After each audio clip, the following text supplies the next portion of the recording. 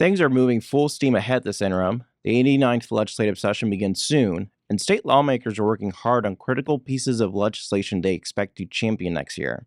With so much already in the works, TPPF is doing its part to help the public stay informed by asking our friends in the legislature to stop by on occasion and tell us about the liberty minded legislation they're working on to keep Texas moving in the right direction.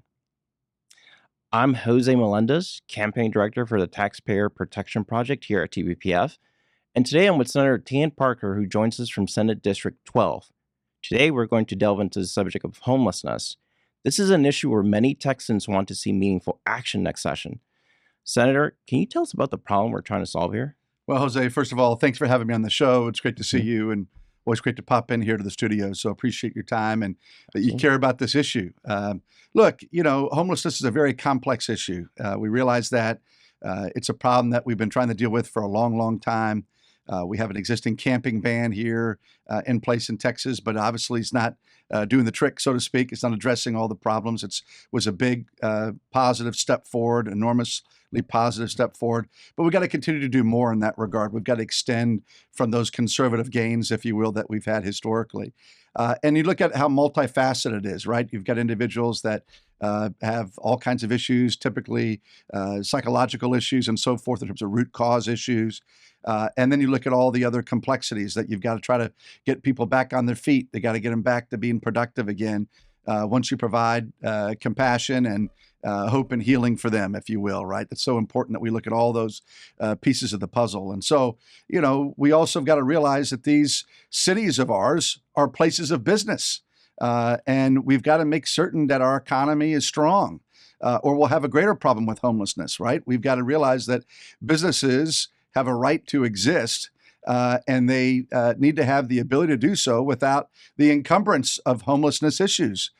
Very, very important for us to do that, along with people being able to walk around in the evening or the middle of the day here in any downtown, be it in Austin or Dallas or wherever, and feel safe. They want to feel safe for themselves and their families. So these are where homelessness becomes so complex, so looking at all these various issues and so forth. And so we've been taking a very thoughtful approach, bringing together all the stakeholders all across Texas, from cities, individual shelters, ministries, people that help provide hope and healing, as I call it, and trying to bring them all together to find common ground. And one of the things that we also see today, candidly, is that services are siloed or oftentimes, if you will, disparate and not in a real organized fashion. And so we're trying to address all those kinds of issues, along with just fundamentally getting people off the streets and into a better path for a brighter future. Senator, can you take us through some of the potential reforms and how they work? Well, absolutely. I mean, right now we're having our stakeholder meetings, and we've already started our first big one that we had roughly a month ago. Our next one is in November. So I don't want to talk about too many specifics yet, because we're right now, if you will, formulating that secret sauce, so to speak, with all these stakeholders. And it's vitally important. I don't just take a Tan Parker view of the world. I'm trying to bring together all the stakeholders on this issue, while infusing, obviously, my conservative and liberty-minded focus about how we do this right. But first and foremost, like I said, we're working to extend the successes of the camping ban into new ways. And what does that look like? Well, for example, the police have to have the ability to take people off the street and take them to some place that would be safe, to give them, if you will, kind of a rest stop, a period of time where they can be there before going to a more permanent facility, right? I mean, those are things that we're talking about. We're also talking about how we centralize and streamline services, because clearly we see that it's very choppy, it's very siloed, and we're trying to streamline that. Everyone in a community should know where to go. If they have an individual that's homeless, they want to help. If you're a philanthropist and you want to donate, if you're a care provider that wants to assist, you need to go the place in your area that takes care of the homeless, as opposed to having all these various solutions that are scattered. That's not a good, intelligent way to address this problem and to get on top of it. So it's multifaceted, again, trying to address the issue, the urgent issue of people on the street, to get them off the street in safe ways that's appropriate, and at the same time trying to find a place where they can get a healthy meal, where they can get health care that they need, where they can get job skills and the ability to really heal so they can be productive in life once again and return them to society. That's the goal and objective, is to temporarily be able to help people so they have the chance to then be self-sustaining once again in their life. You mentioned the stakeholders you're working with at the moment. Can you tell me about what reaction, what feedback you received from them in terms of addressing this homelessness problem? Absolutely. Look, I think when I did my first roundtable, we had probably 75 or 80 participants. I think the vast majority of people that live in this space every day were skeptical that anything productive would come from it, to be very candid. But I think we exceeded expectations. I think they really enjoyed it. I think they saw that it was a place where I wanted to listen to all feedback to find common ground.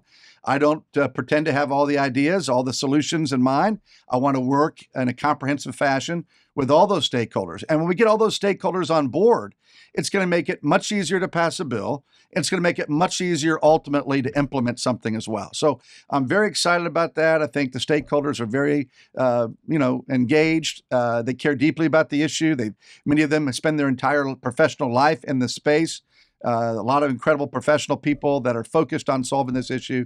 I think we'll continue to make great strides and find common ground in this mid-November session. Will be our next one. Will be in mid-November. And then from there, we will work to finalize where we're going to land. So we're excited about it, looking forward to bringing real reform, passing meaningful legislation that really will address this homeless challenge here in Texas. And frankly, look, we recognize that what we do here will change the outcome for the rest of the country. If we put in place intelligent, appropriate policies to address the homeless challenge in our big cities here in Texas, that will be the model for the rest of the country. We recognize that. And that's really what the founding fathers envisioned with our system of federalism, is that the states compete. This is another idea. These will be good ideas that are solid, that make sense, that we can implement. And I think the rest of the country will follow. And I'm excited about what the future will look like, how we solve this issue. Again, we got to have compassion, but we got to take action. And we then got to find pragmatic ways to protect our business sector, to protect the safety of our citizens, and have the ability to move forward in a productive way. Excellent. Well, Senator, thank you so much for joining us. We appreciate your time and leadership on this issue. Well, appreciate you. Thank you so much for the opportunity to talk about it, and thank you for caring. So thank you so much for the chance to visit with you this morning. Thank you very much. God bless.